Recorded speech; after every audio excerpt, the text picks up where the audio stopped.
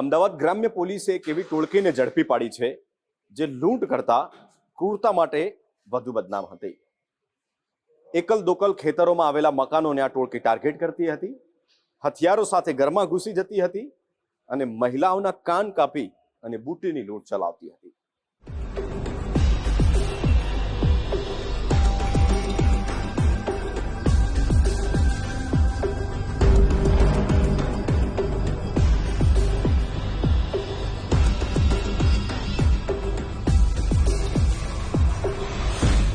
અમદાવાદ ગ્રામ્યના ચાંગોદર, કેરાળા અને માણકોલ સહિતના ગામમાં લૂંટારૂ ટોળકીએ લાંબા સમયથી રીતસરનો દહેશતનો માહોલ સર્જ્યો હતો।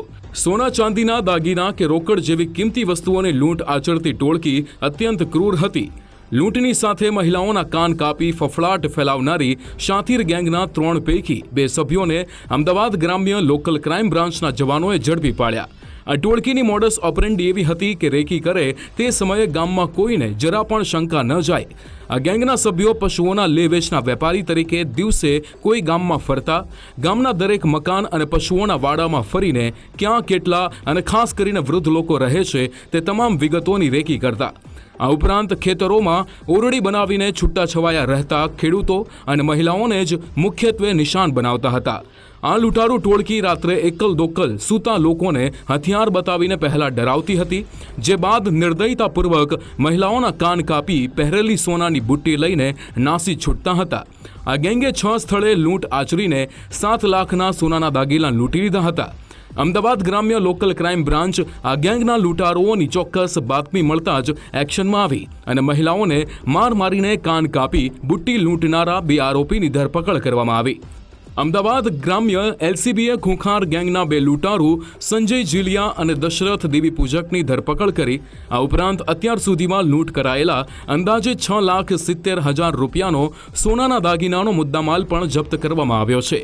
એલસીબી અમદાવાદ ગ્રામ્યની ટીમ દ્વારા 2 લોકોની ધરપકડ કરવામાં આવી છે, જેનું નામ સંજય દશરથ જીલિયા અને દશરથ માવજી દેવી પૂજક છે।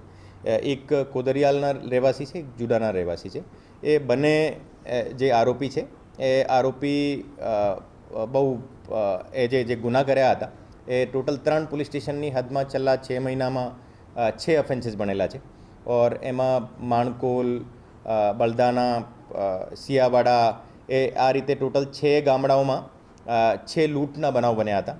और આ લૂંટમાં જે ખરેખર જે એલ્ડરલી લોકો જે ખેતરમાં સૂતા હોય યા જે ગામને થોડો જુદો કોઈ એનો મકાન હોય એ મકાનમાં સૂતા હોય એના યા તો કાન કાપીને યા પછી ઝૂંટીને જે બુટી અને એની કાનની જે બુટી હતી આ લઈ જતા હતા। और જે કોઈ જાગી ગયા હોય તો એને સાથે માથાકૂટ પણ જે મારામારી પણ કરતા હતા। અમદાવાદ ગ્રામ્યના વિસ્તારોમાં પાછલા 8 મહિનાથી દહેશત મચાવનારી ટોળકીનો એક સભ્ય પ્રકાશ દેવી પૂજક હજી ફરાર છે। આ પ્રકાશ દેવી પૂજક પર અગાઉ અપહરણ સહિતના ગુના નોંધાયેલા છે।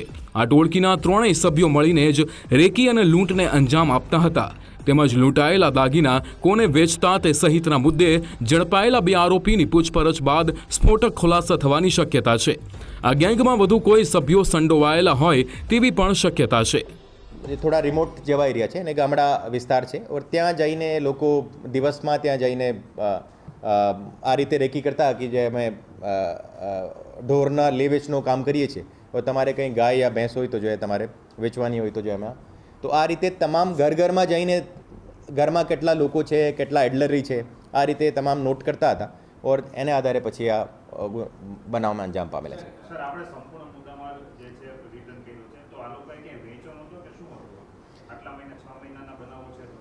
આ લોકો જે છે આગળ કોઈને વેચેલો હોય તો જો એને ઉપર પણ ગુનો દાખલ કરવામાં આવશે और આ આધારે જે આ વેચેલાના આધારે પણ રિકવરી કરેલી છે તો જે એમાં જે ખરીદનાર છે એને વિરુદ્ધ પણ જો કાર્યવાહી કરવામાં આવશે।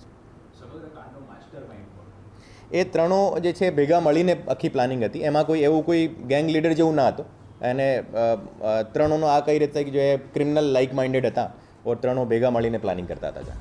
હથિયારો સાથે આવતી લૂંટારૂ ટોળકી કોઈ પુરુષ સભ્ય પ્રતિકાર કરે તો ઢોર માર મારતી હતી.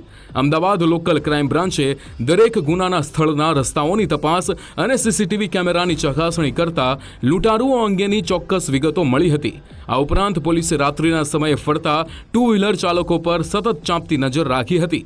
અમદાવાદ ગ્રામ્ય પોલીસે લાંબી તપાસના અંતે માથાભારે લૂંટારૂ ટોળકીને ઝડપીને દહેશતનો અંત લાવવામાં સફળતા મેળવી છે. રાહુલ ત્રિવેદી, ગુજરાત ફર્સ્ટ, અમદાવાદ.